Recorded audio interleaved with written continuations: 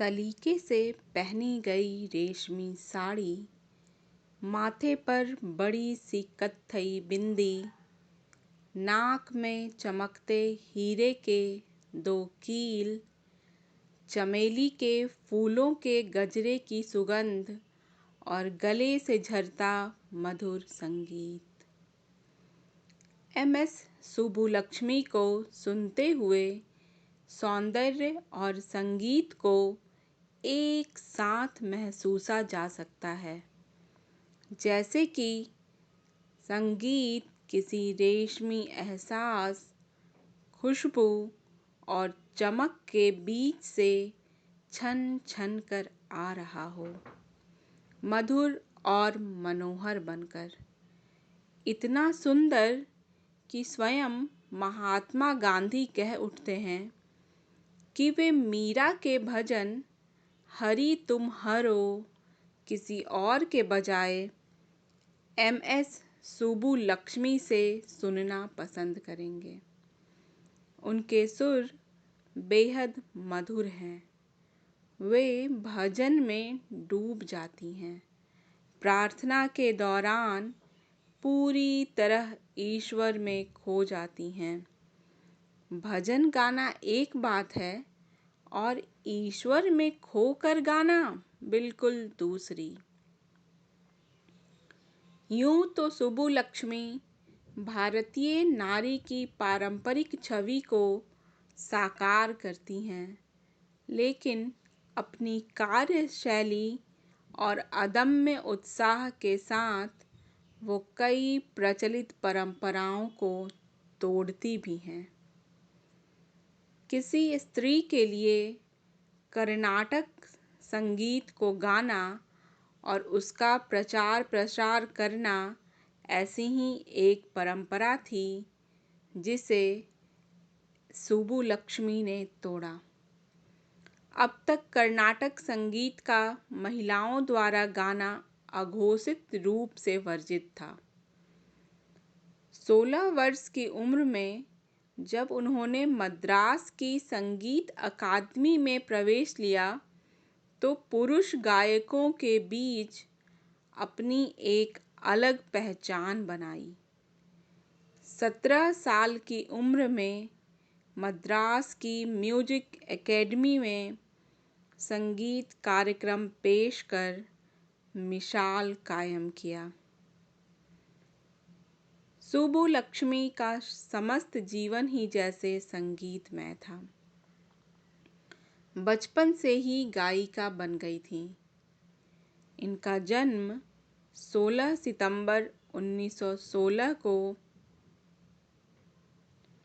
मदुरै, तमिलनाडु के मंदिर में देवकन्या के रूप में हुआ। इनके बचपन का नाम कुजम्मा था।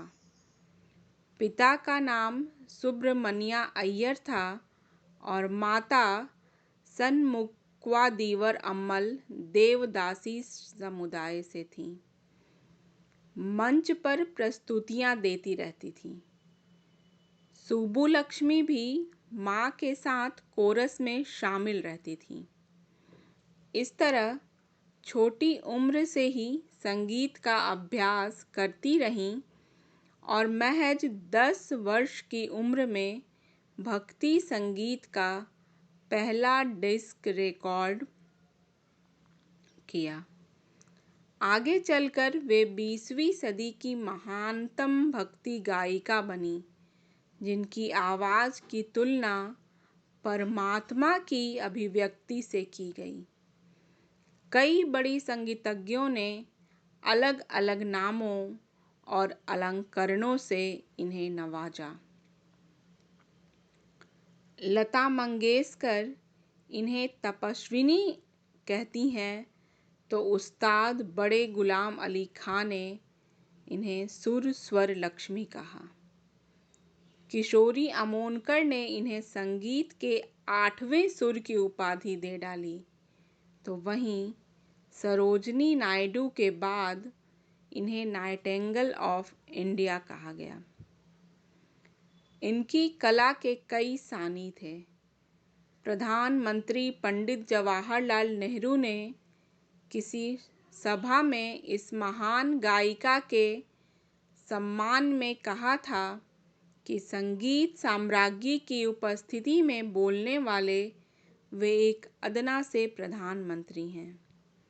तो वहीं उदयपुर के महाराज कहा करते थे कि सुब्बुलक्ष्मी के कल्याणी राग के बदले में वो अपना पूरा साम्राज्य दे सकते थे और अपने हाथी घोड़े सब इस गायिका की सेवा में सौंप सकते थे। बचपन से इन्हें संगीत का साथ तो मिला ही था। पत्रकार और संगीत प्रेमी कल्की सदाशिवम से इनकी शादी ने विवाह के उपरांत भी संगीत की इनकी यात्रा में सहयोग दिया। आगे चलकर एम.एस. सुब्बुलक्ष्मी ने कई फिल्मों में काम किया और गीत गाए। फिल्म सेवा सदनम से इन्होंने अपने फिल्मी करियर की शुरुआत की। भक्त मीरा और सावित्री जैसी कई फिल्में की, लेकिन बाद में इन्होंने गायन को ही वरीयता दी।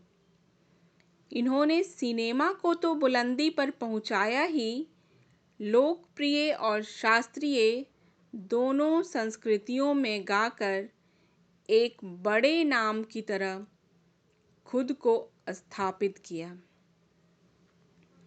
सुब्बुलक्ष्मी ने सेम्मान गुड्डी अय्यर से कर्नाटक संगीत की शिक्षा ली थी। पंडित नारायण राव व्यास हिंदुस्तानी संगीत के उनके गुरु थे। इनकी मातृभाषा कन्नड़ थी, लेकिन इन्होंने कन्नड़ के साथ साथ तमिल, मलयालम, तेलुगु, हिंदी, संस्कृत, बंगाली और गुजराती में भी गीत गाए। सुब्बुलक्ष्मी और उनके पति सदाशिव आज़ादी की लड़ाई में भी अपने स्तर पर योगदान दिया करते थे। सुब्बुलक्ष्मी अपनी गायकी से होने वाली आय कस्तूरबा फाउंडेशन को सौंप देती थी। गायकी में अपने अनुपम योगदान के लिए इन्हें कई सम्मान पुरस्कार मिले।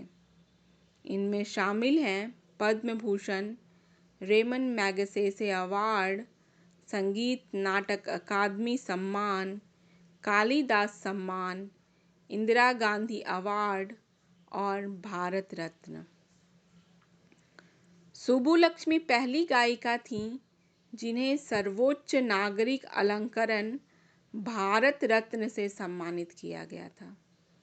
इसके अतिरिक्त सुब्बुलक्ष्मी पहली भारतीय हैं जिन्होंने संयुक्त राष्ट्र संघ की सभा में संगीत कार्यक्रम प्रस्तुत किया। संयुक्त राष्ट्र संघ इनकी जन्म शताब्दी के उपलक्ष्य में डाक टिकट भी जारी करेगा। साथ ही ये पहली स्त्री हैं जिनको कर्नाटक संगीत का सर्वोत्तम पुरस्कार संगीत कलानिधि प्राप्त हुआ।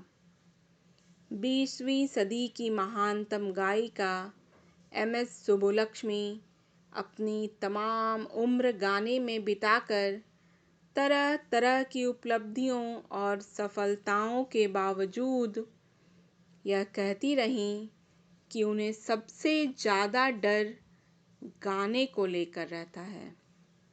वे कहती कि श्रोताओं को लेकर अपनी जिम्मेदारी भी समझती हैं और उनसे डरती भी हैं।